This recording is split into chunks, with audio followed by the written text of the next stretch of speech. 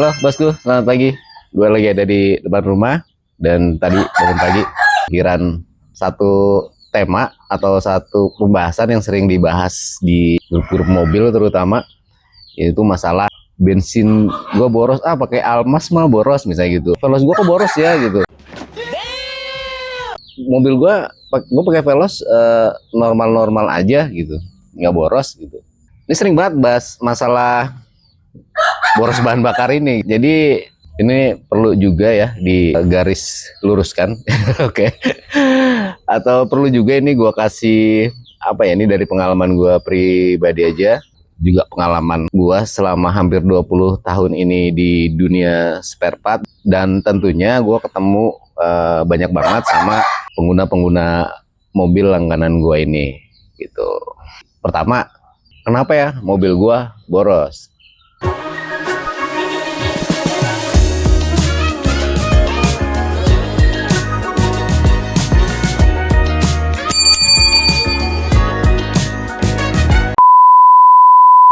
Nah, pertama, itu belum tentu boros juga gitu. Jadi menurut gua setiap mobil itu kan beda-beda ya konsumsi bahan bakarnya. Jadi sebelum bosku beli mobil nih, dibaca dulu apa maksudnya di mobil ini nih, speknya gimana, bahan bakarnya gimana gitu ya kan. Konsumsi bahan bakarnya gimana, itu ketahui dari awal, jangan pas udah beli nyesel, oh mobil ini boros ya. Jadi ketahui dari awal mobil yang kita beli konsumsi bahan bakarnya untuk 1 liternya berapa km sih. Nah itu kan tergantung cc-nya, tergantung lari di tol jarak jauh atau dalam kotanya, itu kan beda-beda. Dilihat dulu itunya gitu, jangan langsung menjudge mobil itu boros. Karena dengan mengetahui itu, kita berarti udah tahu konsekuensinya atau udah tahu berapa ya biaya yang kita keluarkan untuk bahan bakarnya. Itu yang pertama ya, ketahui atau dilihat berapa sih konsumsi BBM dari mobil tersebut sebelum mobil tersebut kita beli. Nah terus yang kedua,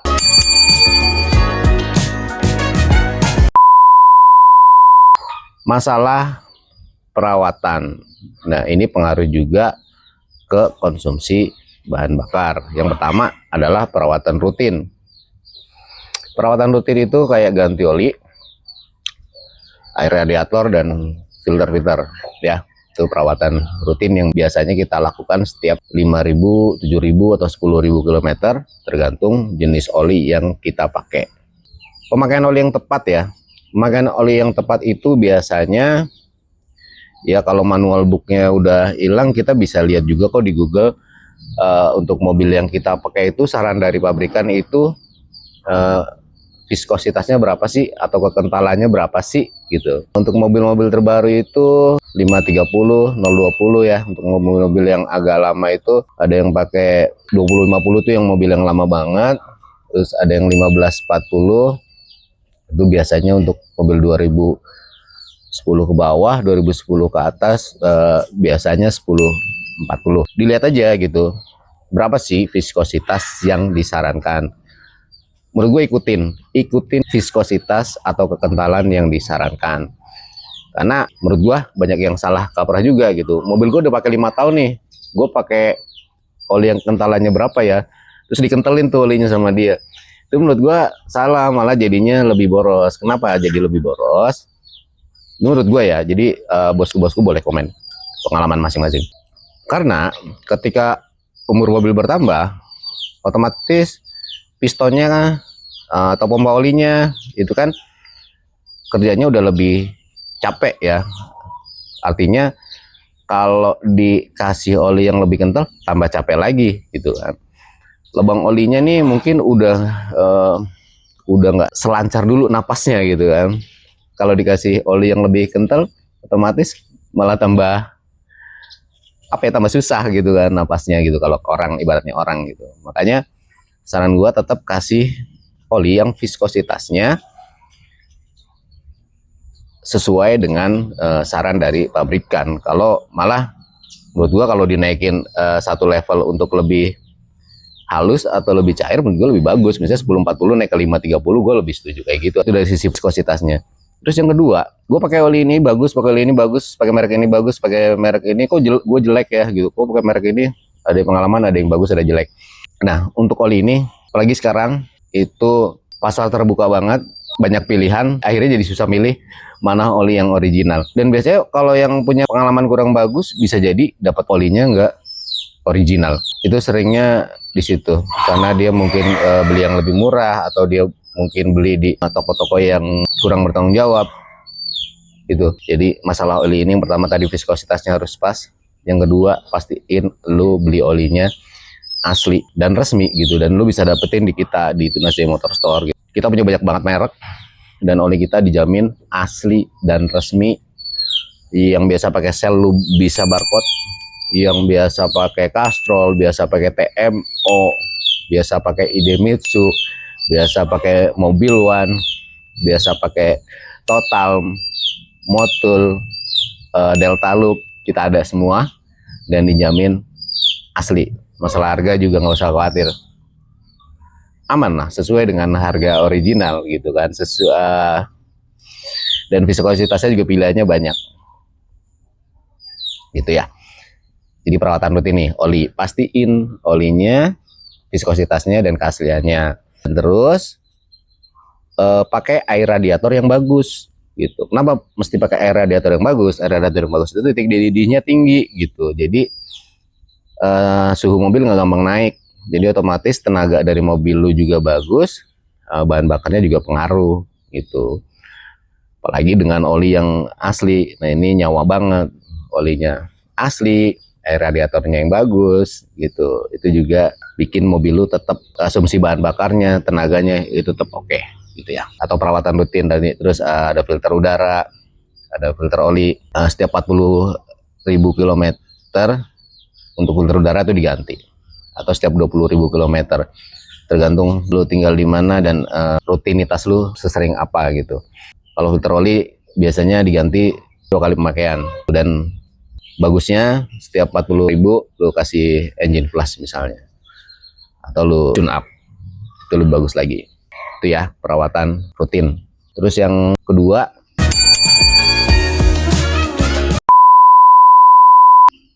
kaki-kaki.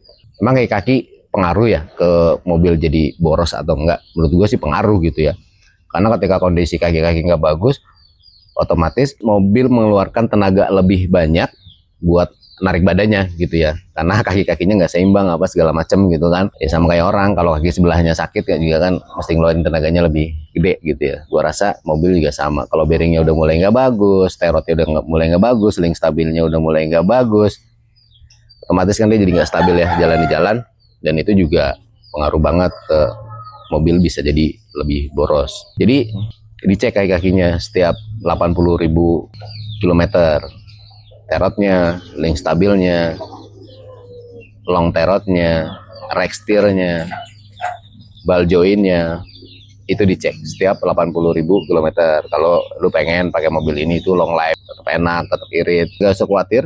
Bosku bisa dapetin, gue punya satu merek recommended untuk kaki-kaki merek Jepang ini, mereknya Ichiban gitu. Kenapa gue kasih rekomendasi merek Ichiban ini? Pertama, dia produk Jepang. Kedua, untuk produk Jepang dia harganya gue bilang murah banget. Merek Ichiban ini udah ngeluarin untuk banyak mobil lah ya. Dari mobil yang paling banyak kan gue rutin ya.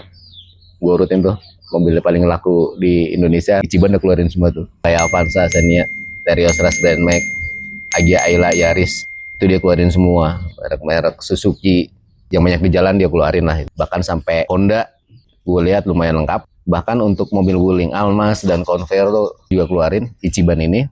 Mobil-mobil Nissan dia juga keluarin. Itu murah banget. Gue kasih bocoran, misalnya kayak untuk Avanza nih, terotnya kanan kiri cuma 300. Kalau triple five yang asli itu bisa sampai 450. Long terotnya kanan kiri 300 sampai 350. Kalau yang triple five Jepang 500 sampai 550. Di situ udah bisa lihat ya bedanya harganya, jauh banget untuk sama-sama produk Jepang. Jadi ini saran banget sih buat gue, Ichiban, buat teman-teman pengguna mobil di luar sana yang pengen tetap hemat dalam merawat mobilnya, tapi tetap dapat kualitas yang oke, yang bagus. Tapi kalau udah ngomongin produk Jepang, gue rasa juga teman-teman percaya banget. Dan kebetulan gue ada kontrak sama produk Ichiban ini. Jadi insya Allah bisa kasih harga yang bagus juga gitu, dan pelayanan yang insya Allah cepat juga. Yang terakhir nih, yang keempat,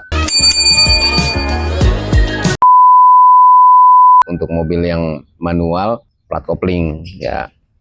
Plat kopling itu bosku cek, kalau tenaganya udah kurang kemungkinan udah waktunya diganti. Normalnya sih 100.000 itu kalau bisa diganti. Ini juga pengaruh ke kenapa mobilnya jadi boros ya. Kalau plat koplingnya udah habis kan otomatis mobil juga ngeluarin tenaga yang lebih gede, apalagi terutama di tanjakan. Untuk plat kopling gue punya saran, satu merek Korea, dia masuk ke merek-merek original, masuk ke merek-merek resmi kayak Suzuki pakai ini, Isuzu beberapa pakai ini. Mobil-mobil Korea banyak banget, hampir semuanya mungkin pakai merek ini. Nama mereknya itu adalah Valeo ya.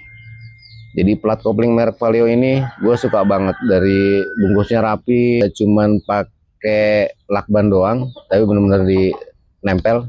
Dari packagingnya gue suka, jadi dia bener-bener safety banget, melindungi dari pemalsuan bisa jadi. Gue udah buka ya, gue bisa lihat kualitas besinya, kualitas kampasnya itu gue lihat bagus. Dan yang gue suka ini dari Valeo ini, dia untuk mataharinya atau dekrupnya, gue bilang ini dia oke ya. Jadi kalau merek-merek lain ini kuku-kuku dekrupnya ini rata, kalau dia lebih apa sih ya, lebih kayak payung dengan kuku yang lebih lebar, jadinya penampakan clutch bearingnya itu kan lebih sempurna ya. Dan dengan kuku-kuku yang halus dan kayak payung gitu, bikin tenaganya lebih maksimal tapi nggak keras gitu. Dan harganya itu juga lumayan selisihnya sama original, yang gue bilang kualitasnya ini hampir sama atau setara atau 11-12. Gue bilang ini pilihan yang menguntungkan sih, gue bilang lu nggak rugi banget ganti kopling pakai merek Valeo ini gitu. Daripada lu khawatir pengen beli ori dapetnya nggak ori kan, mendingan pakai Valeo ini. Dan belinya ya di Tunasnya Motor Store gitu, karena udah pasti gitu kalau bosku beli di kita dapatnya barang yang mereknya resmi nih, Valeo-nya, terus dijamin dapat harga juga yang oke lah. Misalnya untuk plat kopling Avanza kalau original itu kan 1.250.000 mungkin ya, sampai 1.500.000 gitu ya.